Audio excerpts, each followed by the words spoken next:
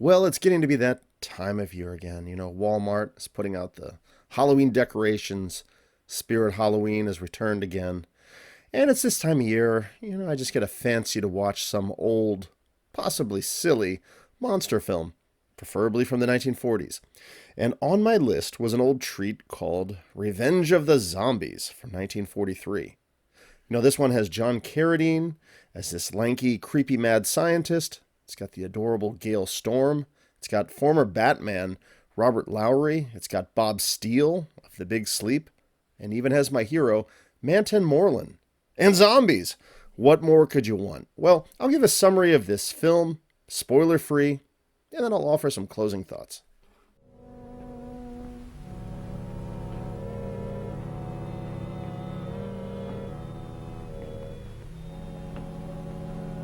Finish, master.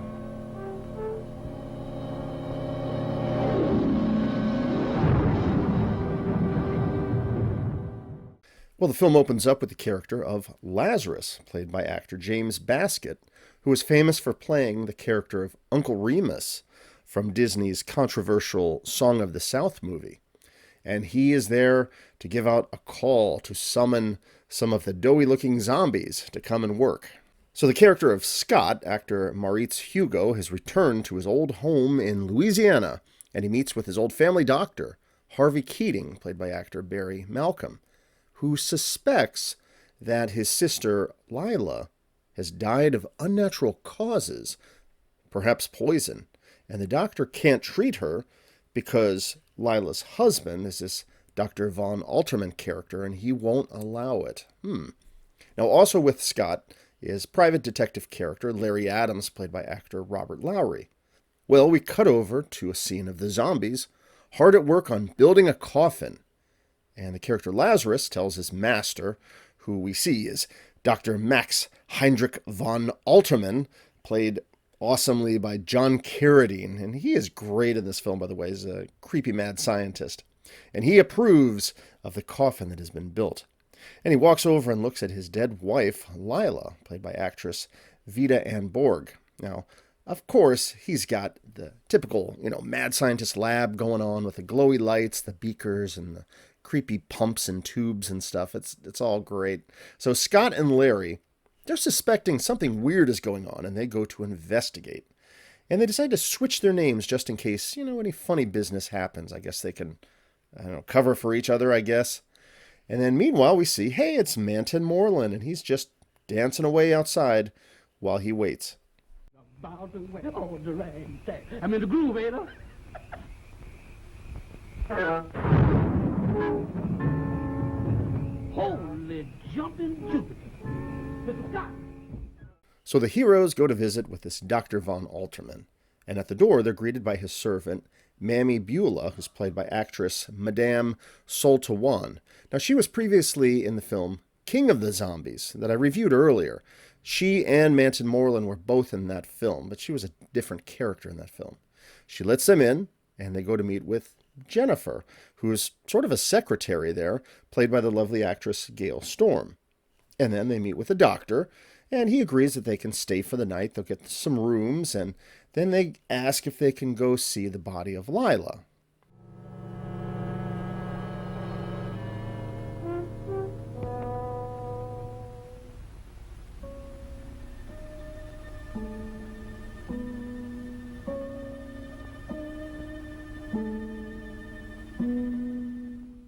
So Jeff meets with Rosella, played by actress Sybil Lewis, who's going to show him where to go, but she tells him that she just doesn't like this place and can't wait to leave. And Jeff meets with Lazarus again and sees a bunch of zombies hard at work, and he just takes off running. Jeff arrives, tells the guys that he saw a bunch of zombies outside, and I don't think they believe him just yet. Now, meanwhile, this Dr. Von Alterman has Lazarus do his zombie call to get Lila to awaken. Now, the guys come in at this time, and they see Lila right as she walks out of the room, and they think, maybe it's a trick. Maybe she's alive, but she's drugged or something, and they don't buy into the whole zombie thing. They get Dr. Von Alterman, and they insist that they go see her again. But when they go with him and they see the body of Lila laying there in the coffin, they determine Yeah, she's actually quite dead, cold skin and so on. So anyhow, later that night, a sketchy-looking character shows up to visit with the doctor, and we start to see that, these two might be associated with those bad guys from World War II.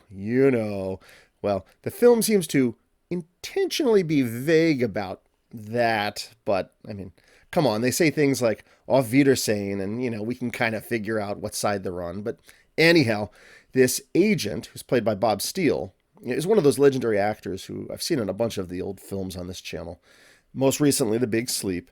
He's there to kind of check in and see what's going on with this doctor. The doctor gives him a quick demo of what he's been up to. And he even takes a gun and shoots his reanimated wife to show that these zombies are apparently indestructible. We can pretty much tell he's one of the mad scientists. The stuff about against an army of zombies no nation can stand. But we get a clue when his zombie wife hears this and says, no. So maybe his experiments aren't without their issues. Against an army of zombies, no armies could stand. Why, even blown half to bits, undaunted by fire and gas, zombies would fight on so long as the brain cells which receive and execute commands still remained intact. Oh. No. No. So they have dinner with the doctor, and he's a little more chill with them, but Scott seems to be getting frustrated by all these goings-on. Now Jennifer comes in and interrupts to tell them that Lila's body is gone. And the guys all take off and start looking, and we see Mammy Beulah hears of this and laughs. Well, the doctor tells his servants, go and look for her. And Jeff and Rosella, they're out looking, and even Dr. Keating, who's out looking as well, he hears the voice of Lila summoning him into a tomb. Oh, I don't know if that's a good idea, Doctor, but anyhow, Jeff, meanwhile, discovers a body. But when they go back, of course, you guessed it, the body's gone. Well, back inside, the guys determine that Dr. Keating is missing, and they want to call the police, but the lines appear to be dead, of course. Dr. von Alterman says that he'll go and get the sheriff. However, the sheriff does arrive, but we find out it's actually that agent character dressed up as the sheriff. Uh-oh. Now, Larry and Scott, they go snooping around, and Larry is able to break into the doctor's lab to kind of look around for himself. So he discovers a German radio, and he starts to figure out what's going on. But, there's Dr. von Alterman, and he arrives with his agent friend and a bunch of the zombies. And again, these are some very doughy, out-of-shape zombies. This is basically what I would look like if I was a zombie. And they grab him, tie him up, and they throw him in a closet. Now later, Jeff is helping in the kitchen. He's sent downstairs to get some strawberry preserves. And there's some silliness with the skeleton.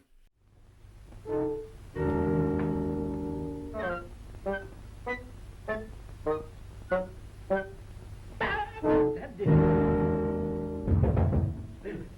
Jeff, this ain't Jeff's spirit, and I don't know no Jeff. Yes, Mr. Adams, I'm locked in. But why didn't you say that?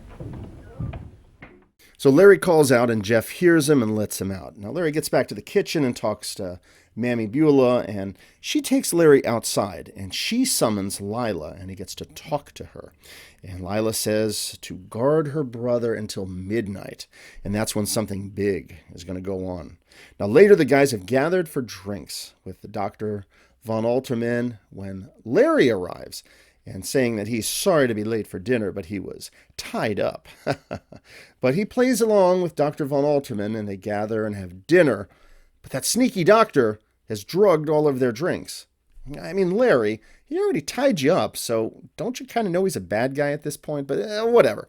Now, Jennifer leaves for the night, and soon Larry and Scott feel the impact of the drugs, and they pass out. Oh no, what's going to happen? Are they going to be turned into zombies as well? Will Jeff be next? And what will happen with zombie Lila? Will we find out what her story is? Well, you got to watch the exciting end of the film for yourself to find out. Well, some closing thoughts here. Revenge of the Zombies was a 1943 monster zombie film directed by Steve Seckley for Monogram Pictures. One of those Poverty Row studios that has me wondering if this might be in the public domain. Maybe I can get away with uploading this one without getting hit with a copyright claim. I never know with YouTube. but I found quite a few copies online, all of them of equally bad quality. But honestly, this is just a fun monster movie. There's no terribly deep themes to the story here. You got a bunch of heroes. They're at a creepy mansion somewhere in the South. There's a mad scientist who may or may not have reanimated his own wife. There's some mystery, intrigue, some humor, some zombies. What more do you need? And I thought that John Carradine was really great here in this film as this tall, lanky, mad scientist character who's reanimating the dead. You know, again, he's got the lab with the beakers and the creepy equipment. And of course, it's not just making zombies for the fun of it. Oh no, these are Nazi zombies. I'm starting to really appreciate John Carradine in the handful of films that I've seen him in. And if anyone has any suggestions of other good monster movie roles that he's been in, I'd love to check him out. You know, it's funny because I watch him, and you have to remember, I'm of the David Carradine generation. You know, when I was young, I used to watch reruns of Kung Fu with my dad. So I watch him in roles like this, and I can't help but notice the resemblance. You know, similar thing to like when I watch these old movies of the past and I see Alan Hale Sr., can't help but be reminded of, you know, Alan Hale Jr. from Gilligan's Island. Now, supposedly this was made as a sequel to the film King of the Zombies from 1941. I did a review of that on my channel a little bit earlier. And I mean, maybe there are some weak connections story-wise. I mean, obviously it's got zombies. And it also features Mantan Moreland and Madame Soltawan, who were both in that one as well. And Mantan Moreland, he's very funny here, but, you know, just being honest, I didn't feel like he was in the film enough. You know, he had a couple funny gags, but that was about it. He felt more prominent in his role in King of the Zombies. And the other thing is, you know, the film is short. It's only about an hour long. So between the storyline of John Carradine's mad scientist and the main mystery plot, I guess there just was only so much they could work him into. But again, I think it's great whenever he shows up in a movie. And now look, Gale Storm is adorable in this film, and I love the movies that she's in. But watching this and thinking about it, I mean, realistically, she didn't seem to fit in here at all. As this well-dressed professional secretary of a mad scientist in the Louisiana Bayou? I don't know, but maybe it was a New Orleans area temp agency that got her the gig and it turned into a full-time thing with retirement plan and medical benefits. I don't know. I thought Robert Lowery did a fine job as the protagonist of the film. You know, I've seen a few of his other movies and his Batman serials, which I might have to review in the future. But, you know, as far as keeping your interest as the main hero trying to investigate the silliness going on at a zombie bayou, I thought he did a fine job. It was interesting while researching this film to read that actor James Baskett, he was the one who played the zombie Lazarus. He actually won an honorary Academy Award for his portrayal of Uncle Remus in Disney's controversial Song of the South from 1946. And that's a movie that to this day Disney still refuses to release, not on DVD, Blu-ray, or Disney Plus or anything. Maybe someday they will with a disclaimer. Who knows? What do my three fans think? I mean, should Disney ever release this or just keep it locked away? I don't know. Let me know your thoughts in the comments. Final thought, and then I'll wrap up things with this review. I looked around and I was unable to find a good quality version of Revenge of the Zombies for this review, so my apologies. But I guess when you're dealing with media from the past and it's a poverty row picture, you work with what you can find. I'll just say this much, it can be a little jarring to come down from watching a high-resolution film like Yellow Sky to watching this one with all the crinkles and pops and crummy audio. But, you know, it's part of the fun of exploring old films of the past, I guess. You know, you work with what you can find. I'm good with it. But I think for the next review, I'll try to find something maybe a little less grainy. So that's Revenge of the Zombies from 1943. It was a fun monster movie with John Carradine as an excellent mad scientist. It's an enjoyable mystery. It's got some humor and suspense. It's pretty cheesy, but it's a good old spooky movie, and it's one worth checking out.